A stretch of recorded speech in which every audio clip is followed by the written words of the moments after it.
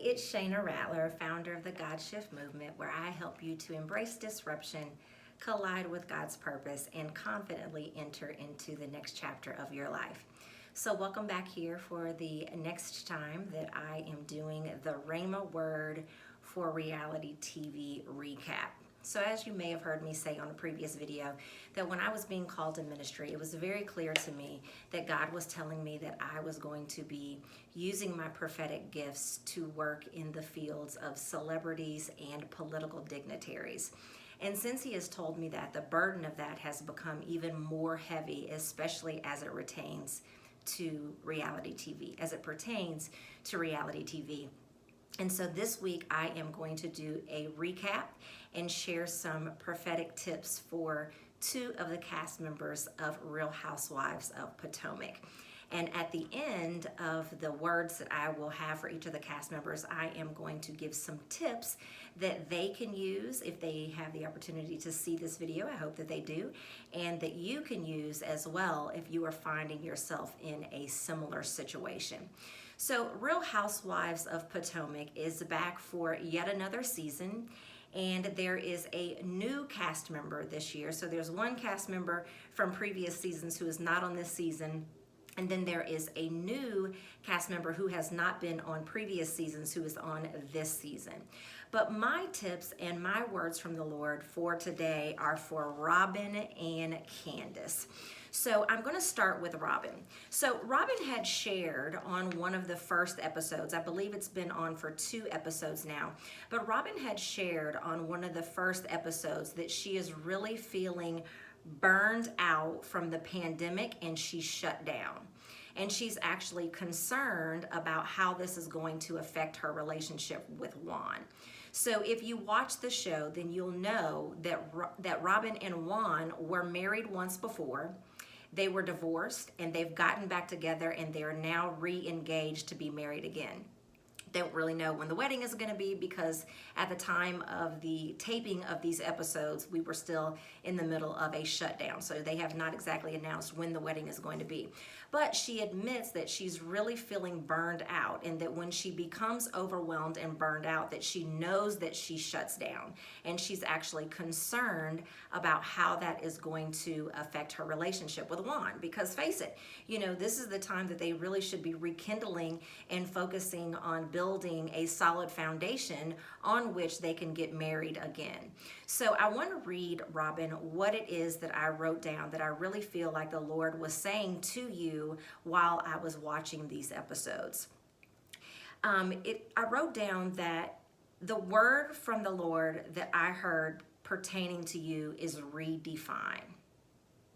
The Lord wants you to redefine. So you really need to redefine what it is that you want based on your, let me say that again. Let me say it the way that I wrote it. You need to redefine what you want next based on now and not the past. So what does that mean?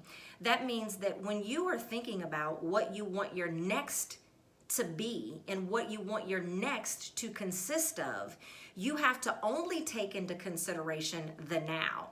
The Lord wants you to let go of before and redefine what you want next based on now. And this is especially important because you're entering into a marriage with someone that you've been previously married to before. So it's going to be extremely important, and although it may be difficult, that you make sure that when you're focusing on what you want the second marriage with Juan to be like, that you not compare it to the first time that you were married. You are a different person. He is a different person. So you have to base what you want next based on now and not what you have experienced before. The Lord also is saying to you that your priorities and what's important to you are actually different now than they've been before, and you're starting to retreat back to what used to be important and what used to be a priority. Your motivation lies in creating what is going to work for you next and what you want that to look like.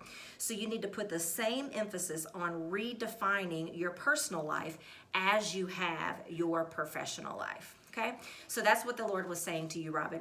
And I want to share some tips. So when we are being called to something new, and yes, this is something new for Robyn, even though she's known Juan for years, they have two beautiful children, they've been married before, she's still being called to something new in her life and in her marriage.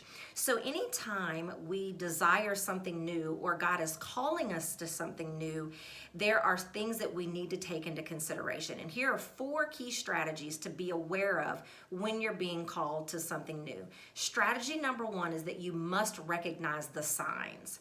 So what are some of the signs that you will see when you're being called to something new? Sometimes pursuing that thing that you once loved is feeling like a chore. Perhaps your opportunities or your relationships are drying up. Maybe you're feeling like you're at a crossroads, whether you stay on the same path personally or professionally, or whether you take a new direction. Strategy number 2, tap into a new and higher version of yourself. When you're being called to something new, being is so much more important than doing. So you need to ask yourself, what are the character traits that you need to adopt? And once you focus on who you need to become in the next season, you'll be in a better position to be able to identify what you should do next, and oftentimes the doing takes care of itself. Strategy number 3, you actually have to be new. So it's not just enough to desire something new. It's not just enough to know that God is calling you to something new. You actually have to be new and start doing new things. And then strategy number 4 is to surrender and lean into the newness that is being asked of you. And if you're living your current level properly, that can be really, really difficult.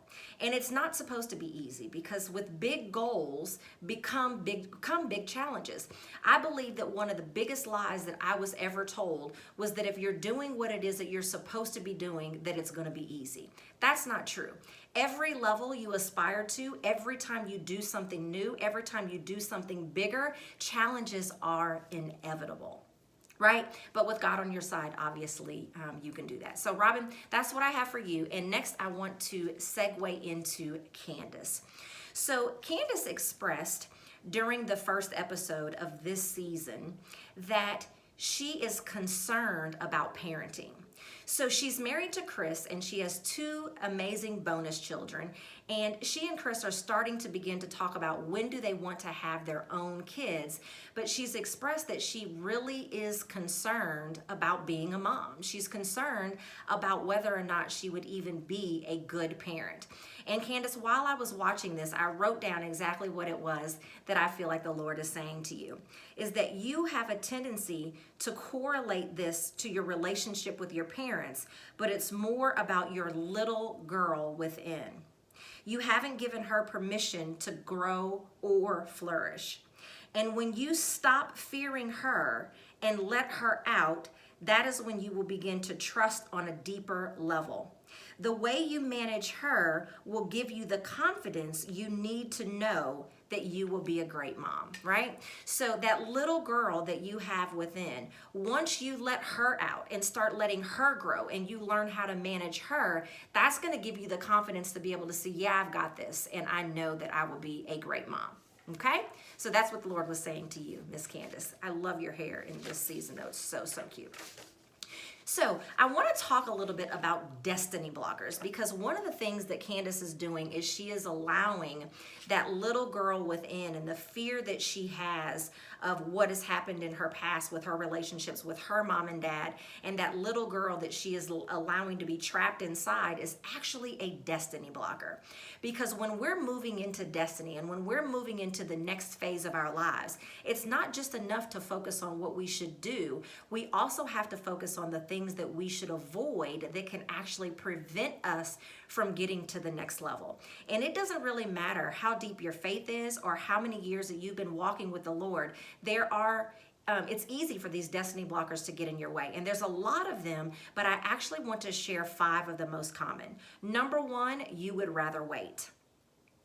A lot of times we talk about change and we pray about change, but we're not actually doing anything about change.